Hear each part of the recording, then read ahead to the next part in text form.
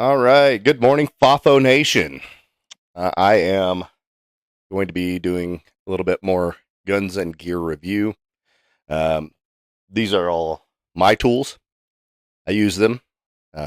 This is mainly just kind of like a showcase of what I do uh, or what I have.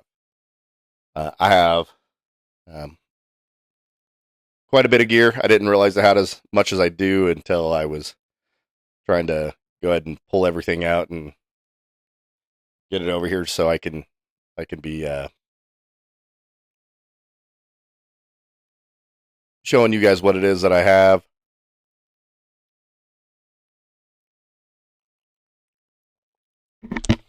So the first thing that I'm going to talk about is probably my favorite tools.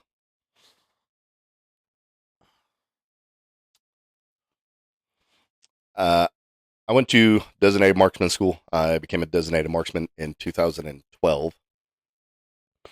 Found out that I'm a significantly better spotter than I am a shooter. I can still shoot, but I am a much better spotter than I am a shooter. So my primary tool that I use when I am out is a spotting scope.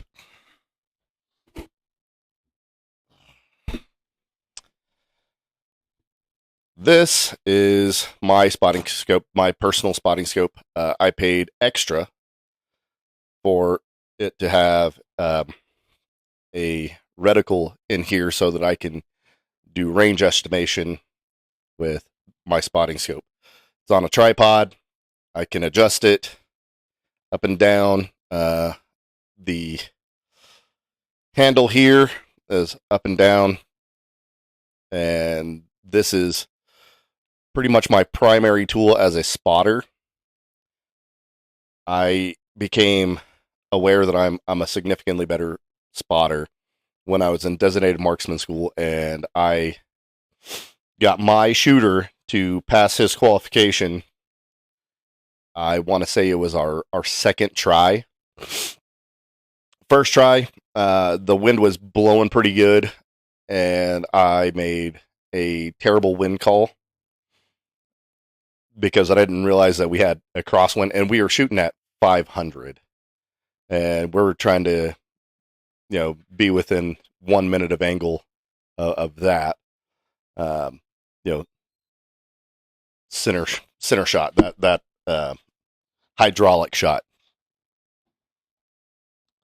We call them a hydraulic shot because it's pumping blood. So hydraulics, it pumps the blood. We have circuitry shots and hydraulic shots. Circuitry shots are the fatal T. They are things that just shut the lights off immediately. Uh, with the uh, with the circuitry shots, those are fatal T. We have the list of things that we know will shut the lights off. So we train for that with like hostage situations. The um, hydraulic shots, they're going to still be able to function for about 3 minutes before they bleed out. So what we do as a spotter, we use our spotting scope, do range estimation. We use our data book, our dope books, as what's the word I'm looking for? As references. We have range cards in there so that we can draw out, where our, final firing position is. The topographical maps that you see, we'll reference those, but we'll draw out other features on those so that we can make appropriate calls. And the next most important tool is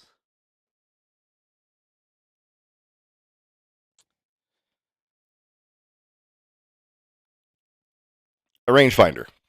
This is a Bushnell. It's a little cheaper one because I'm broke, so that's what I got. I got a little Bushnell.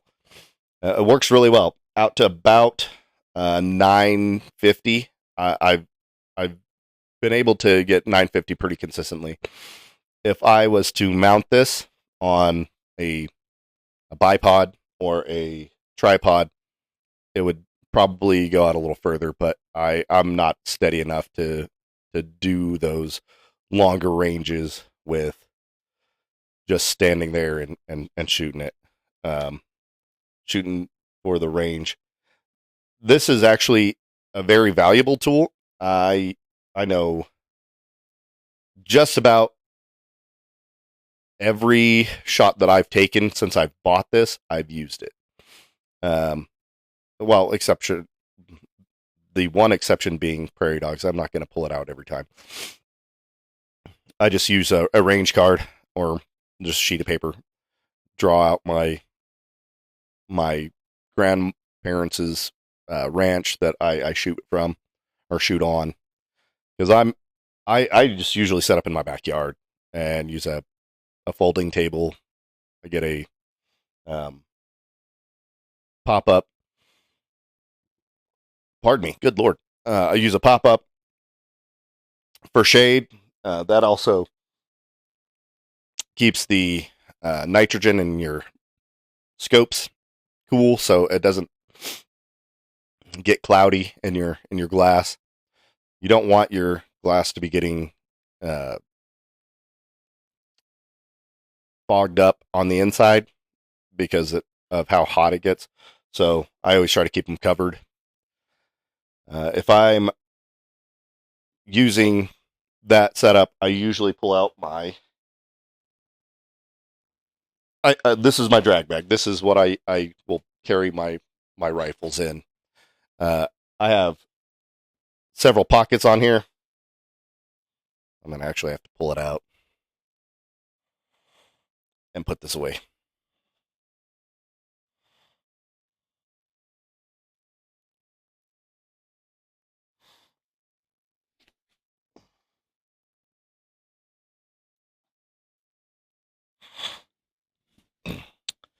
This is my drag bag. It is pretty much one of my favorite purchases I've ever bought for myself. It's got several pockets. I've got cleaning supplies in this top pocket. If I can find the zipper, there it is.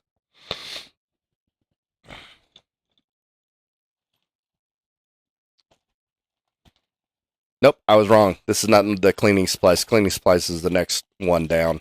This is the original trigger that I replaced out of my Remington 700. This is just in case that I have a catastrophic failure with my trigger that is in here, which is a Timney Elite, which I doubt I'll ever have issues with. I have range flags for when you go to a public shooting range. They require stuff like that all the time. This is a dump pouch that I just stuff in here just because I like to collect my brass, and I will reload those. I have some bungees that I stick in there so that I can mount veg onto my rifle if I was ever needing to sneak around. Got 2 or 3 of them in there.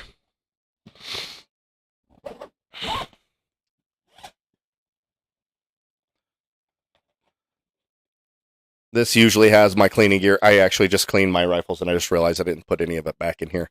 But I have my respirator for CPR in here as well, because I take that with me everywhere. A lock for my rifle.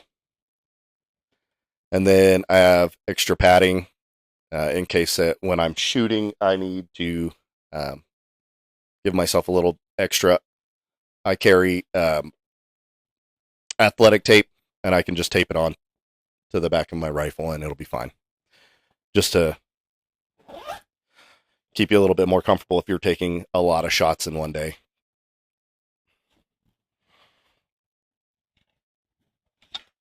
this is a mag pouch for my 308. This is the MDT magazine. I love these magazines.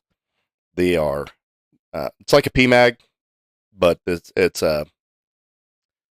obviously much larger rounds.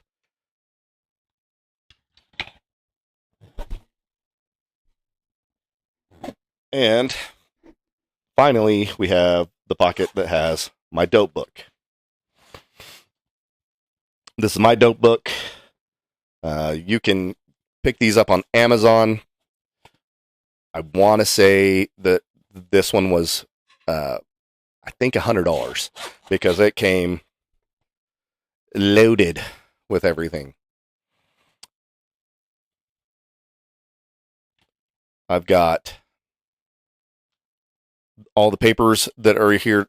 Some of these are range cards. Some of them are target cards. Some of them are talks about your ballistic coefficients for your rounds that you're using. I take all of them out except for the rounds that I use pretty regularly. I use 168 grain when I'm shooting more along the lines of smaller game. I use 175 grain bullets when I'm shooting further distances.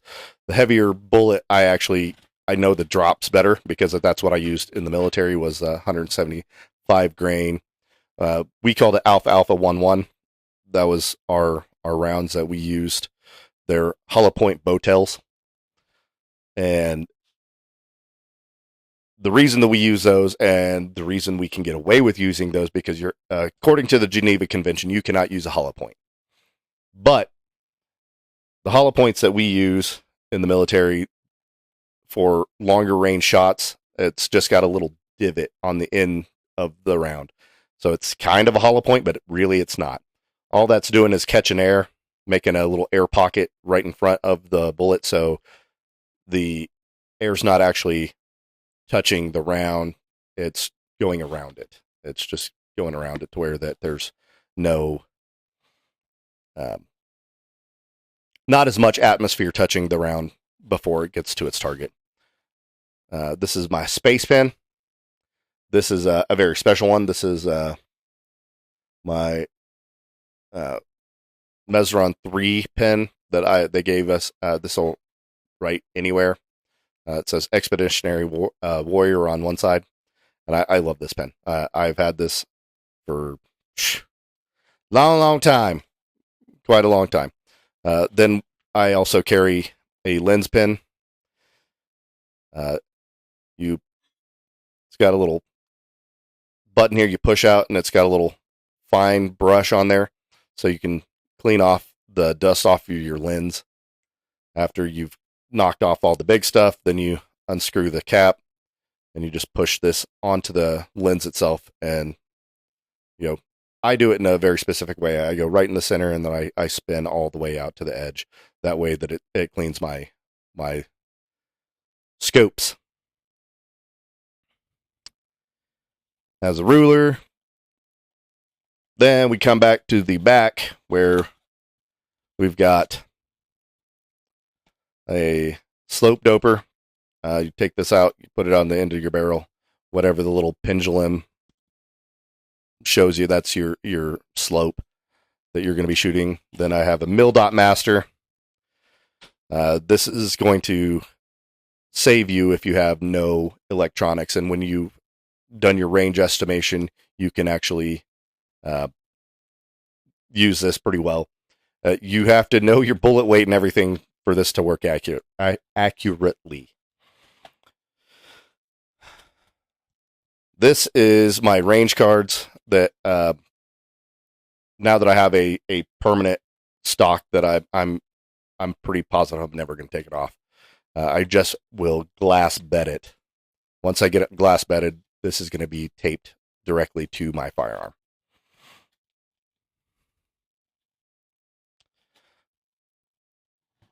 And in the back here, there's extra sheets. You just have to cut this open and put it onto your little binder here. I clear mine out once I completely fill up all of the pages that I can possibly use.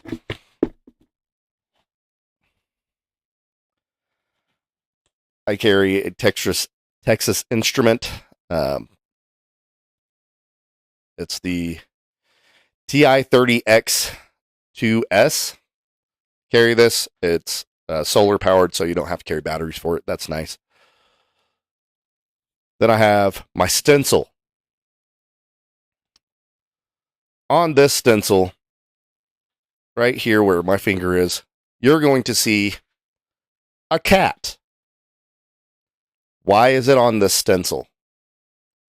Because every continent on Earth, except for Antarctica, has cats.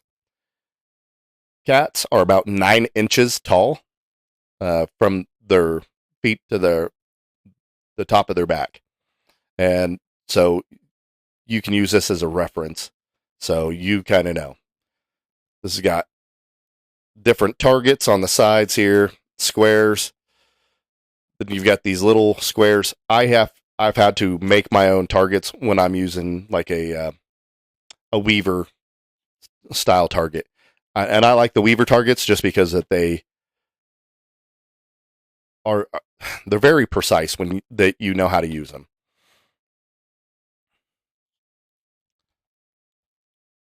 Then I also have some the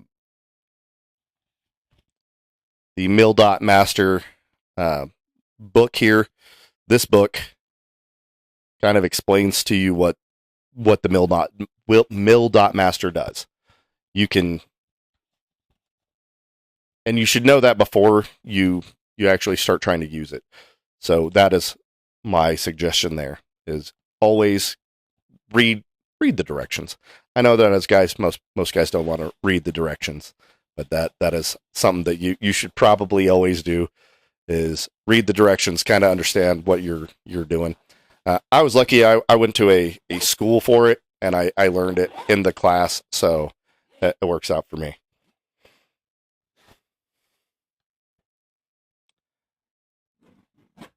This is called a drag bag. The reason that it is called a drag bag is because on this side, once I get it turned around,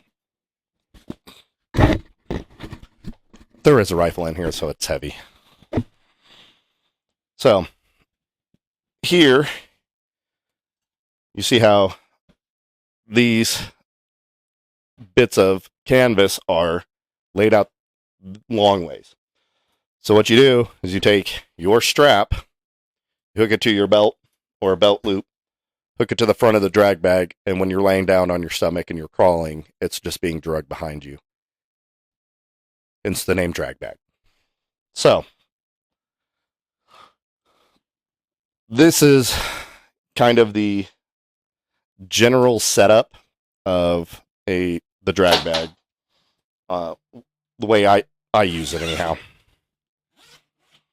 Okay, so what is in the drag bag? I usually have a couple of rifles in here, but currently I only have the one. I'm going to set this aside and put my drag bag down.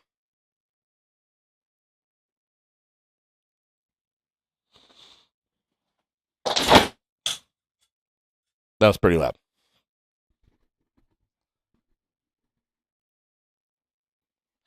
All right, so this is my longer ranged firearm. This is what I use. I use a Remington 700. It's a bull barrel, pretty thick barrel. You can see it's pretty big. I don't remember exactly what model. It's a Vortex scope. I use pretty consistently. This is called a bikini. Keep your bikini. All right, this is my Remington 700. It is a bull barrel.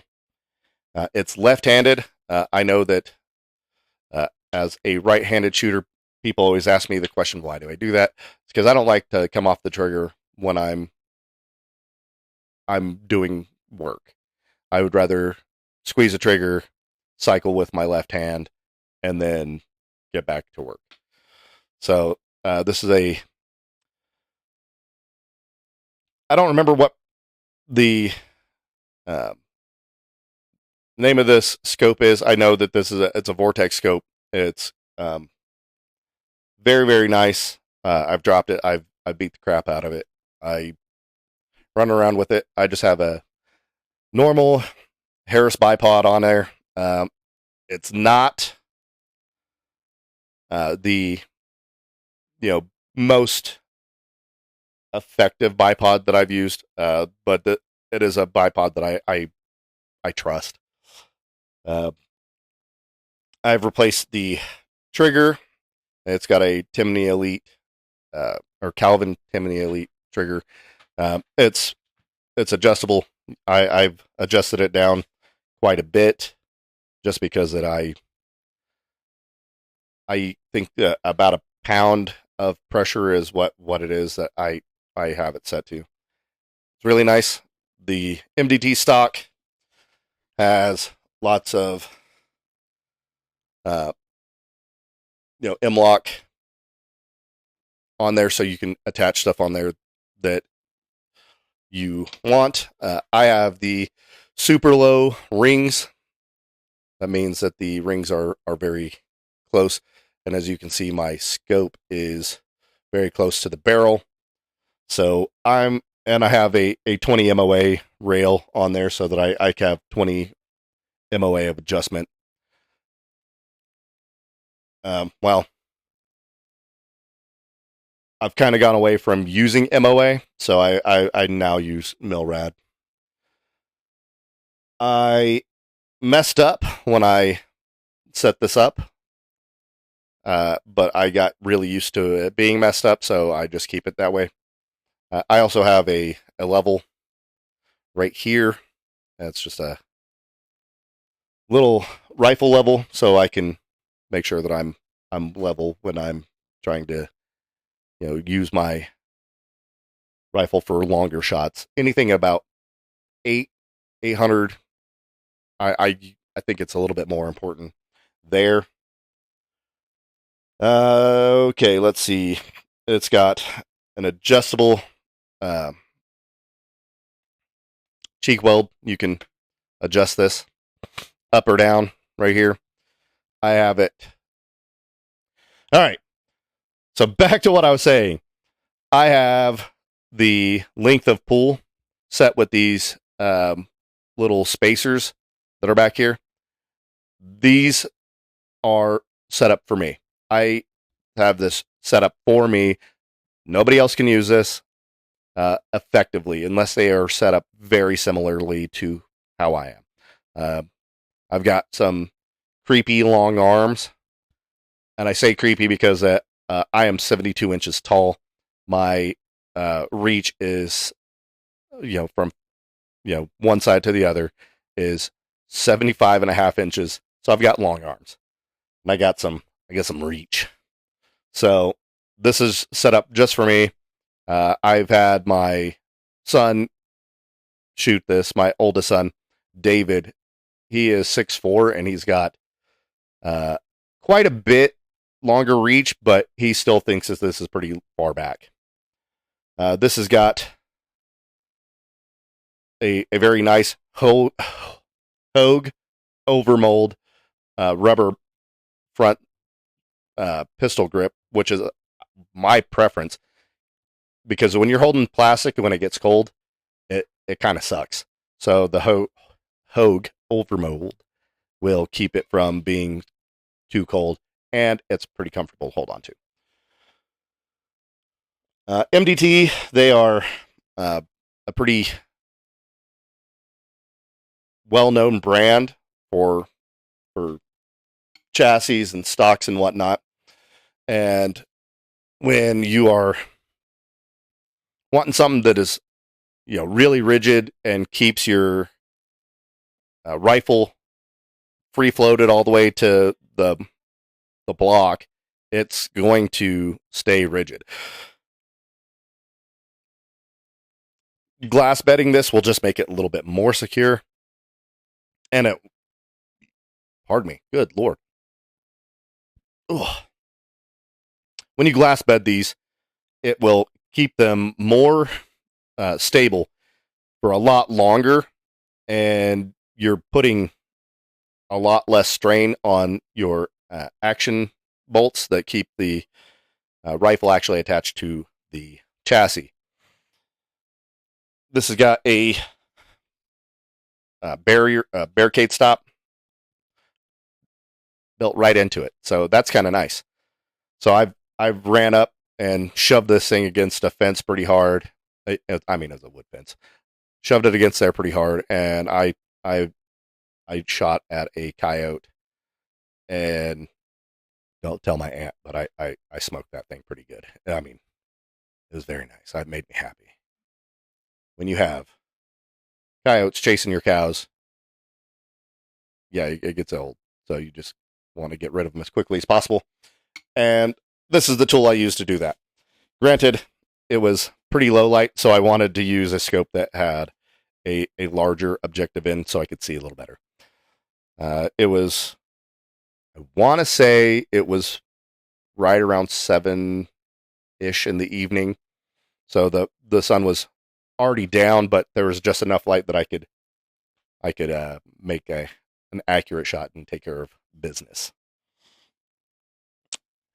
All right, I'm going to talk about the paint job on this. I painted this with a rattle can. Well, several rattle cans, and I used a laundry bag to get the scaly look that I have on here. I'll get a little closer so you can see it.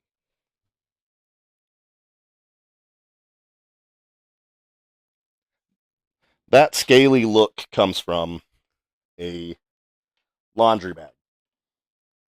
I found the base colors that I like are a little too dark, so the paint that I had to use as a base was a light olive green, and it blends in really well.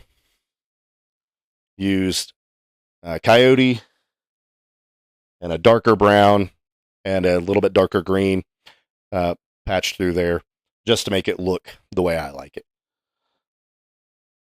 I'm going to go ahead and get into my DMR. It is a Armalite Model 15. I don't have, I just have the one AR-15 that I've already showed. This one is specifically set up for shooting a long ways. And I shoot prairie dogs with this regularly at like 600, 650. My farthest shot so far with this DMR that I've had set up is 675 on a 9-inch target, which is about the same height as a prairie dog, and that's what I shoot mostly is prairie dogs.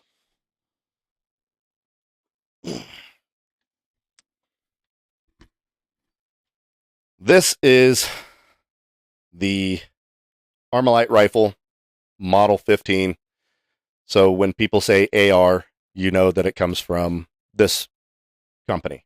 This is really the father of all ARs, or the company is. I have quite a bit of rounds through this. I want to say pretty close to 5,000 or 6,000 rounds.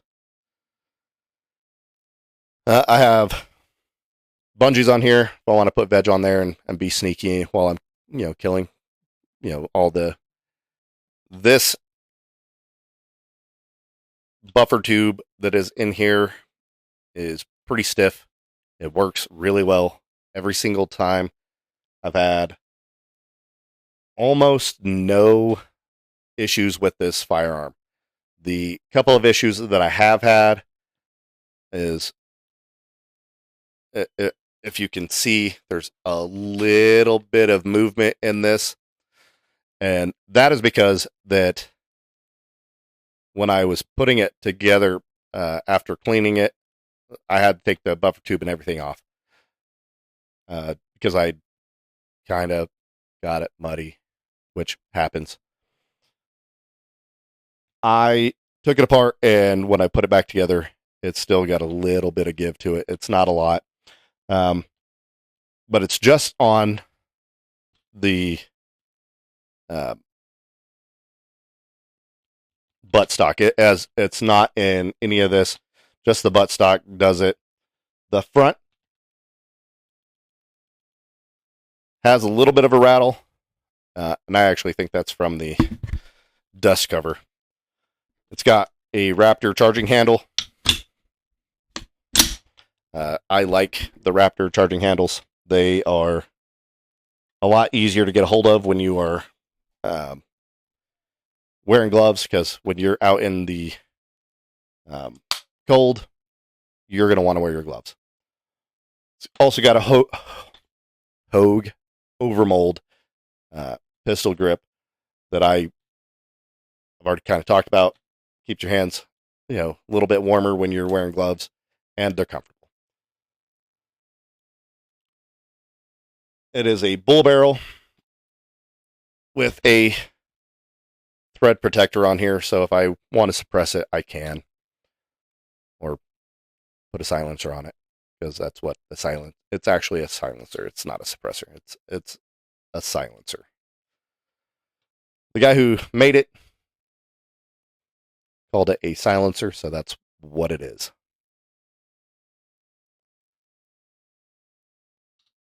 I'm running 45-degree pop-ups, and they are the Magpul extra tall, because I tried the shorter ones. I just can't get my face low enough, so I have the extra tall sights. That way that I can, reach out, and just flip those up and shoot whatever I need to shoot in between 0 and 200 yards. That's kind of what I have this on here for, is just to be kind of close. I am running a primary arms. I think it's an ACCS HUD reticle in here. This is a 4-14 magnification scope. It is illuminated. This is how you turn it on. Just one click, that's on. One click, it's off. The adjustments are in Milrad, and it is a first focal plane, just like my other scope is on my bigger rifle, my Remington 700.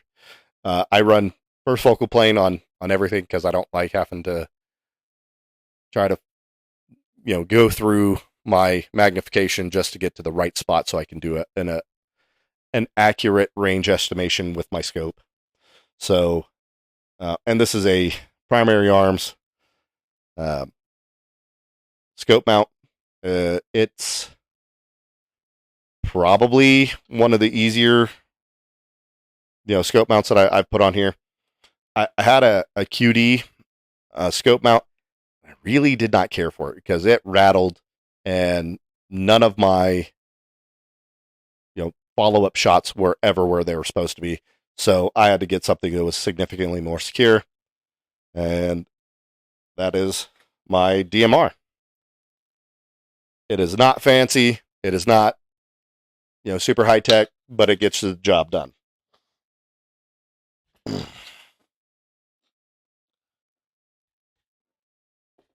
And we're going to go ahead and move right into my hunting rifle, just because I hunt enough that it's required.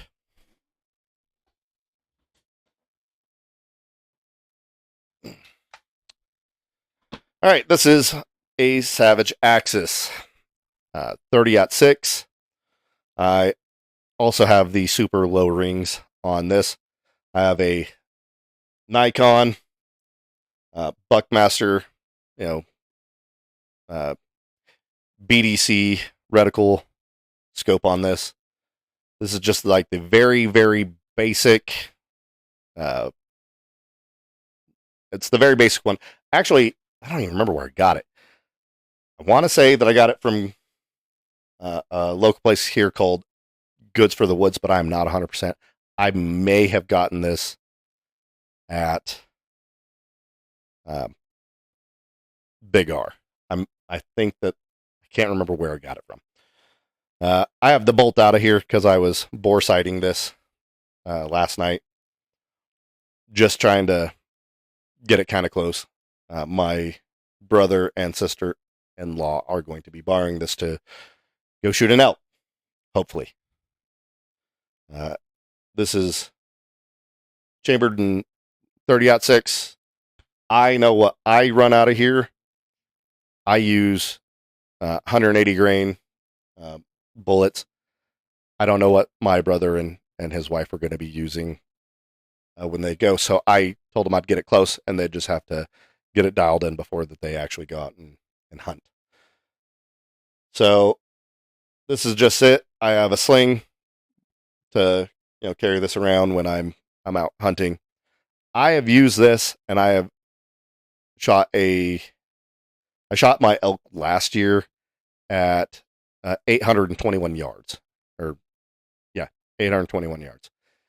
So this will reach out and touch them. And I shot it one time, and the elk dropped. So this is a good hunting rifle. I use this. I don't know. Most of the time when I go hunting, this is the only thing that I'll take with me. I will take a pistol, but that's usually if I mess up and I have to put the animal down at a closer range. I learned my lesson, so I will always carry a pistol when I go hunting as well. But this is just a very basic. This did not come together like this. I had to find the super low rings and get it mounted right here so that my reticle and my bore axis are not that far off. So that's my hunting rifle.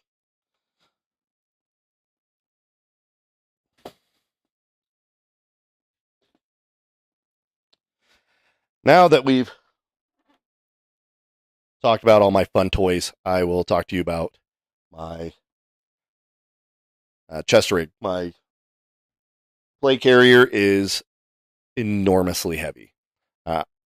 If you can afford the ceramic plates, always get those.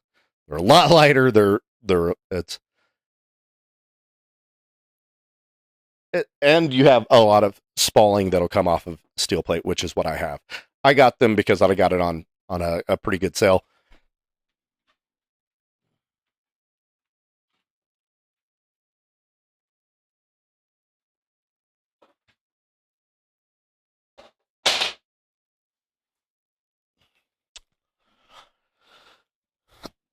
All right.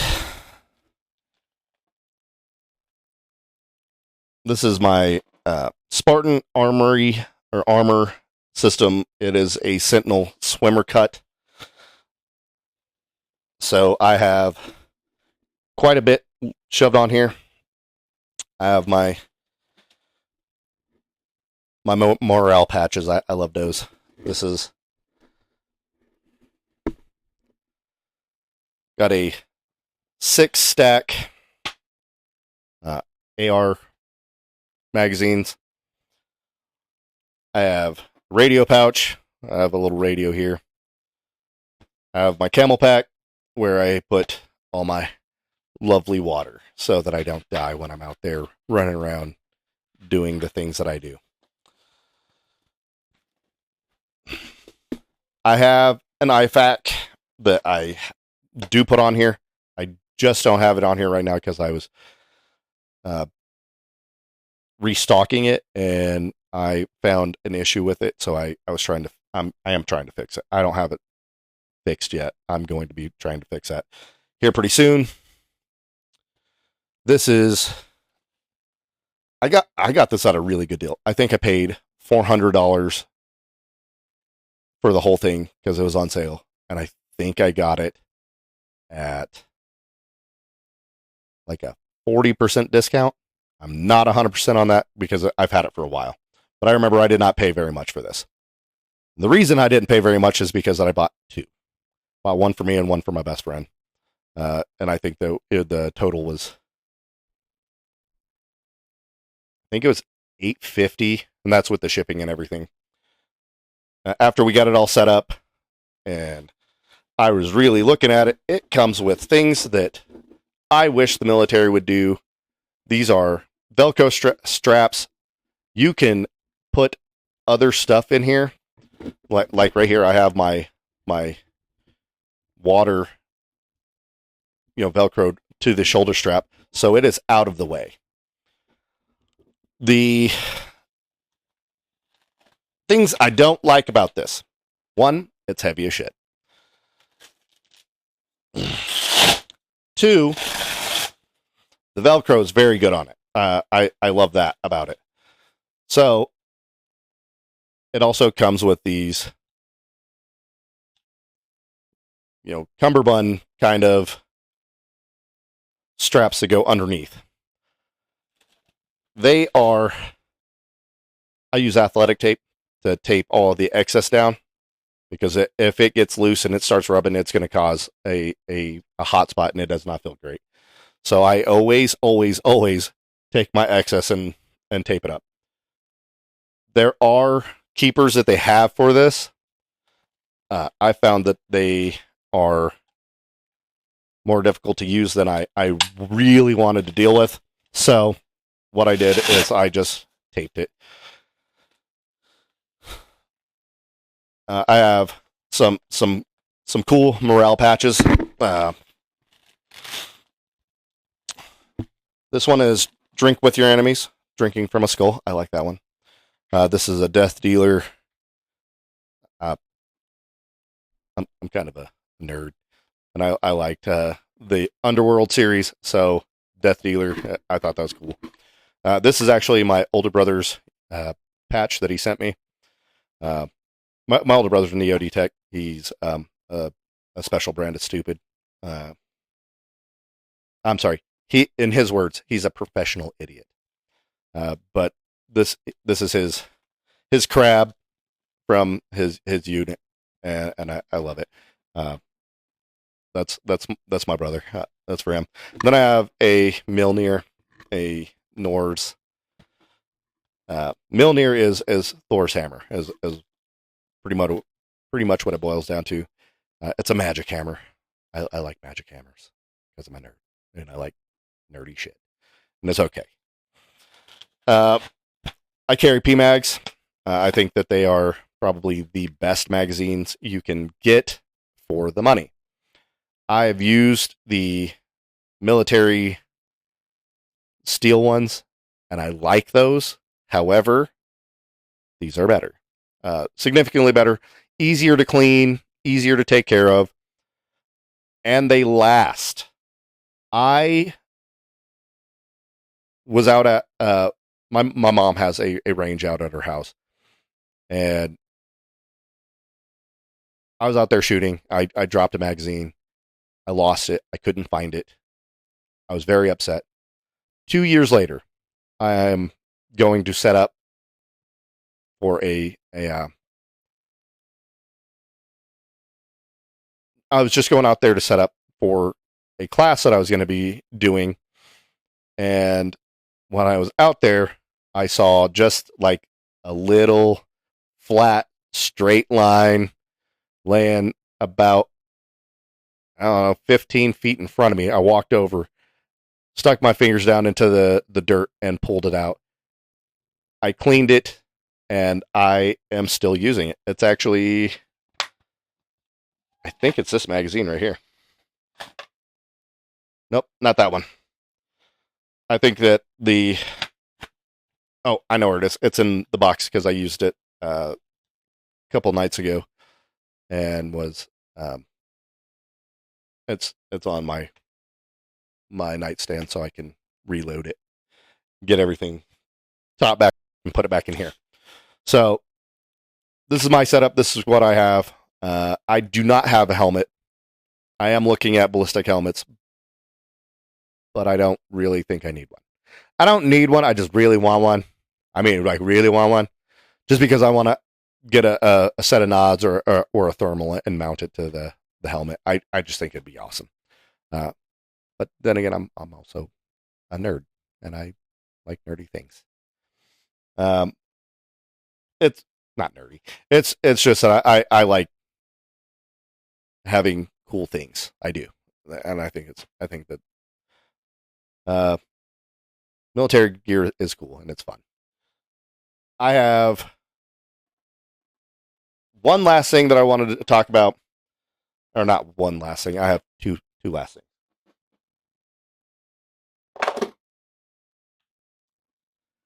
Gloves.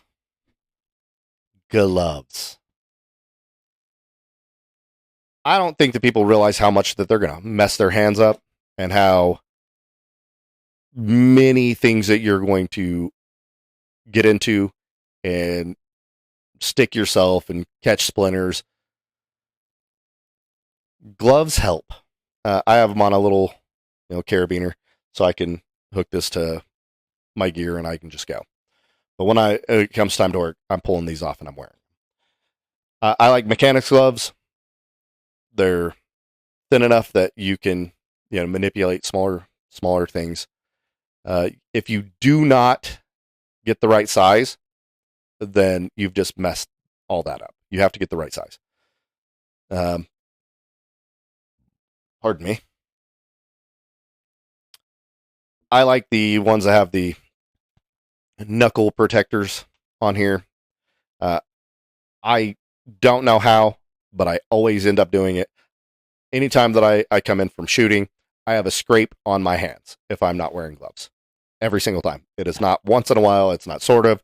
It's all the time. I don't know what I do, but I guess I don't pay enough attention. And I always scrape my hand on something, cut myself some way.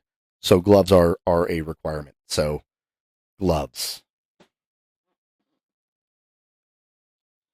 All right, so I already showed you guys my Walther PPQ. This is my magazine pouch and spare magazines. I have bought several magazines for my Walther. What happened is I lost a magazine and I had no idea what I did with it. I bought a replacement. I put it away somewhere I thought would be safe, but because I have ADHD, I forgot where I put it, so I bought another one. And so now I have 4. It came with 2. No, it came with 3. I have 4, and one of the magazines that I had, I actually had to get rid of it because the spring broke, and the spring was more expensive than just buying a new one. And I just haven't bought a new one yet. So I would have 5. So, and the reason that spring broke is because I am a genius and I messed it up. I had meant to put it somewhere where I could get it all lubricated and greased up and whatnot. That way that it would work well. But I ended up setting something very heavy on it, and it messed up the spring for the magazine. So I have a useless magazine. Don't do that. This holster for your magazines, I don't even remember where I bought it, but this thing is super tight. It is just held in with friction. As you can tell, it's harder to get them out than you would expect. And when you're wearing clothes on this, or over this, and you're trying to get a hold of something and pull it out, it can get a little bit of a pain in the ass. However, well, that was fun. I always love when batteries die. All right, so the magazine holster that I have is very, very tight. You want it that way so you don't lose magazines. And you don't want other people to be able to just come out and pull one out real fast. But because I carry these on my belt and I have them very close to my left, front hip. People aren't really usually going to reach there unless that they're really, really dumb. So I carry these towards the front so I could just pull it out and I'm good to go. I don't remember the brand of this. It was really, really cheap. But once that I got it put on here, I wore it for probably 2 years. And then this center bolt, those holding them together, came out. I lost it. I needed to find a new bolt to get it to for the retention, for the amount of retention that it needs, or amount of tension, so that you can have good retention. There we go. I actually had a buddy of mine who is a sheriff's deputy here in Cortez hook me up with the bolt and a bushing, the little green piece in here. If you can see it, I don't know if you can or not, but it's a piece that he found for me and got me hooked up with, and this actually works better with that in there. It keeps it nice and tight. I enjoy this magazine carrier, holster, whatever you want to call it. This is only going to be important to you if you are carrying every day. I tell people if they're going to carry, make sure they're carrying something that they're actually going to use. If you got a gun that when you shoot it, you're not enjoying yourself, don't use that gun. Don't use that gun. This is for when I'm doing classes and things of that nature, because I used to only carry this as my everyday carry with my Walther. Once I got the M&P shield, I started carrying that more, just because it doesn't print as much. So this is my thoughts. If you are carrying any kind of a firearm, there is a rule when it comes to magazines. One is none, and 2 is 1. If you have 1 magazine, you don't have any magazines. If you have 2 magazines, you got 1. And if you got 3, you got 2. So that's kind of the philosophy that the military kind of ingrained into me when I was coming up in the service. And I still believe it today. That's why in my backpack I have extra batteries for everything. I have extra rounds for every firearm I'm carrying that day. So just so you're aware, if you have 1, you don't have any. So always remember.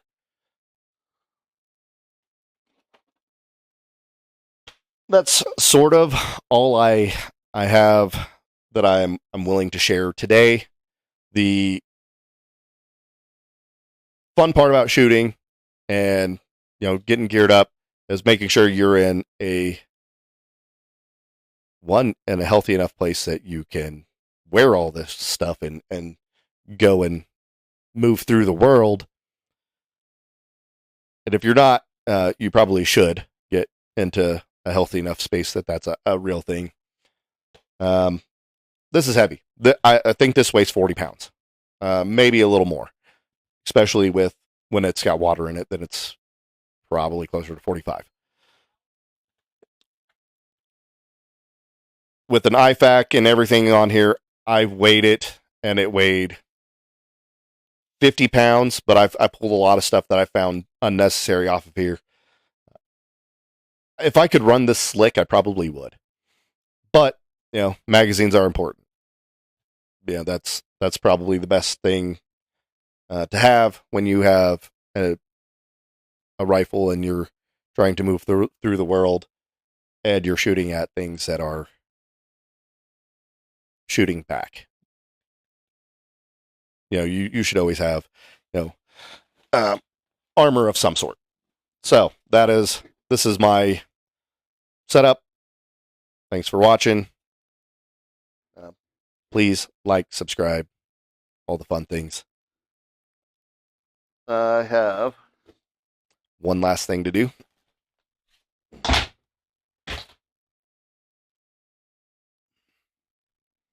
All right. Can't drink all day unless you start in the morning. So have a good one, guys. Cheers. Delightful.